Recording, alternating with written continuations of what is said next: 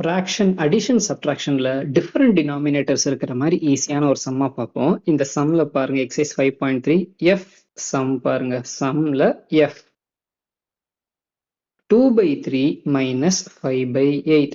கொஸ்டினை நான் எழுதிக்கிறேன். கொஸ்டின் எழுதுனா ஈஸியாக சால்வ் பண்ண முடியும். 2/3 மைனஸ் 5/8. டினாமினேட்டர் பாருங்க டிஃப்ரெண்டா இருக்கா? இது ரெண்டு மெத்தட்ல சால்வ் பண்ணலாம்.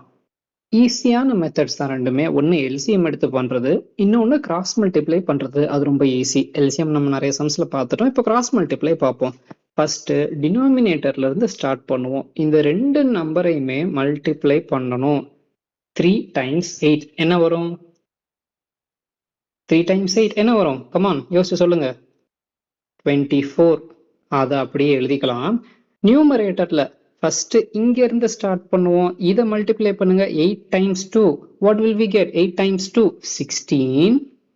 இங்க மைனஸ் சிம்பிள் தானே இருக்கு. கொஸ்டின்ல மைனஸ் சிம்பிள் தான் இருக்கு. அதை அப்படி எழுதிக்கணும், சைன் மாத்தக்கூடாது.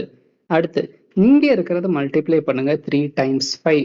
3 5s ஆர் என்ன? 3 டைம்ஸ் 5 என்ன? கமான் கமெண்ட்ல போஸ்ட் பண்ணுங்க. 3 5s ஆர் 15. ஸோ இப்போ பாருங்க டினாமினேட்டர் நமக்கு சேம் ஆயிடுச்சு 24. நியூமரேட்டர்ல பாருங்க 16 மைனஸ் 15 என்ன? 1. ஸோ 1/24 தான் நமக்கு ஆன்சர்.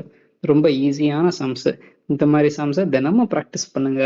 இதுதான் ஐஜிசிசி கிரேட் 10க்கு பேஸ். ஈஸியா எல்லாருமே A ஸ்டார்ஸ் ஸ்கோர் பண்ணலாம். இந்த மாதிரி சம்ஸை தினமும் ப்ராக்டிஸ் பண்றதுக்கு நமக்கு ஒரு வாட்ஸ்அப் குரூப் இருக்கு. லிங்க் வந்து டிஸ்கிரிப்ஷன்ல போடுறேன். மறக்காம ஜாயின் பண்ணிக்கோங்க.